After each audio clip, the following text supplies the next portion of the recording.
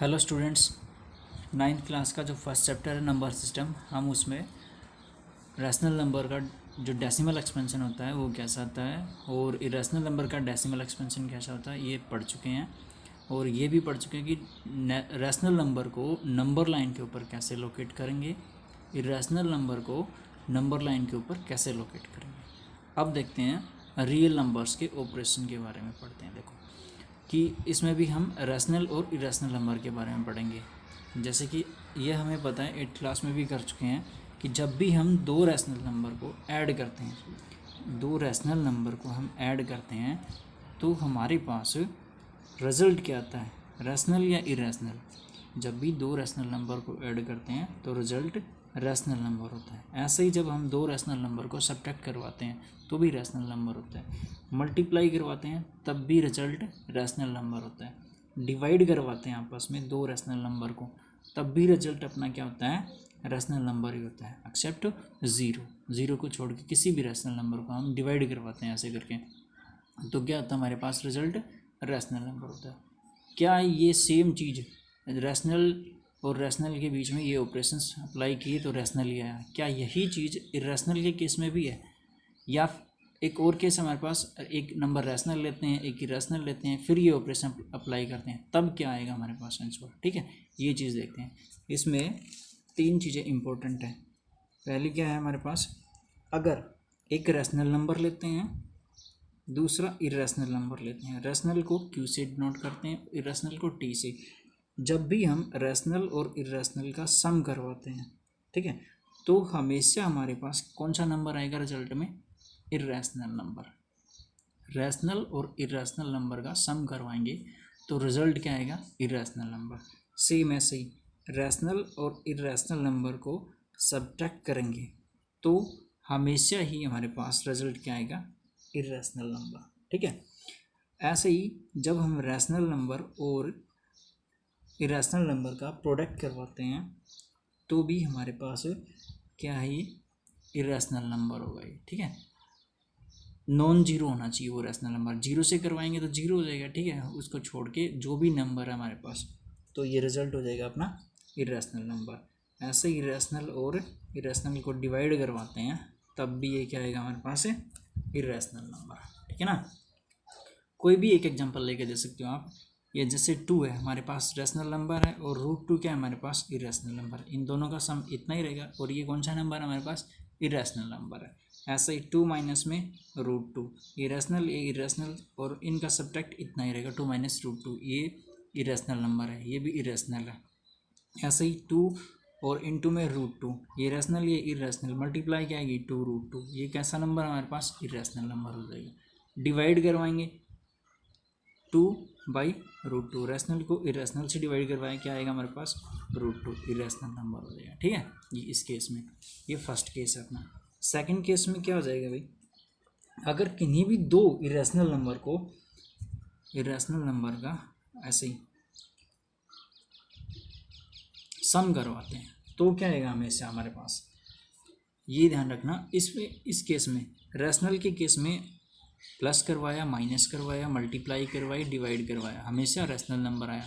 But irrational case में ऐसा नहीं है, दो इरेशनल नंबर को ऐड करवा रहे हो तो हो सकता है आपका इरेशनल नंबर भी आए या हो सकता है आपका रैशनल नंबर आ जाए। ठीक है, जैसे कि अगर हमारे पास एक इरेशनल नंबर है √5, इसका ऐड करवा रहे हैं -√5 से, ये भी रैशनल नंबर है ये भी रैशनल नंबर है, एडिशन करवाया, आंसर क्या है 0, which is rational, which is rational number. ठीक है, तो दो इरेशनल नंबर को ऐड करवाएंगे तो रैशनल नंबर भी आ सकता है और इरेशनल नंबर भी आ सकता है, ये बात ध्यान रखना।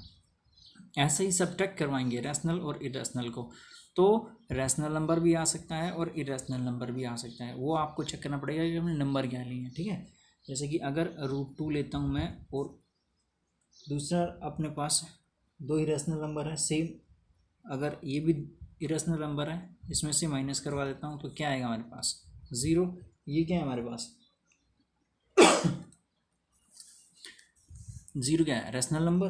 ठीक है ना, ऐसे ही अगर सेम मल्टीप्लाई करवाते हैं, बहुत इजी है ये तो आप जानते ही हो, √2 इंटू √2 इरेशनल नंबर्स, तो इरेशनल नंबर्स की मल्टीप्लाई करवाई तो क्या आएगा, 2 इरेशनल नंबर हो जाएगा। दो इरेशनल नंबर्स को डिवाइड करवाया तो क्या आएगा हमारे पास, रैशनल नंबर। तो ये इम्पोर्टेंट चीज़ है, ठीक है, ये ध्यान रखना कि कैसे करते हैं इसको।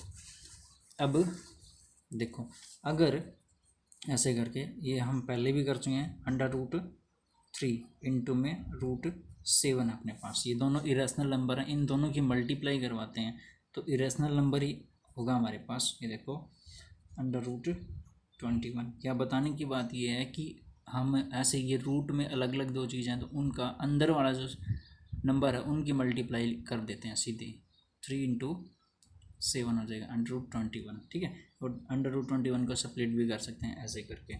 ऐसे ही अगर ये डिवाइड में हो, √3/7 है तो इसको अलग अलग से लिख सकते हैं, √3/√7, ठीक है। फिर अलजेब्रिक आइडेंटिटीज़ भी हम इस पर अप्लाई करते हैं, जैसे कि एक की हमारे पास आइडेंटिटी है a² माइनस में b², किसके इक्वल होती है, a+b और इंटू में a माइनस में b। अगर हम यहाँ लेते हैं √a²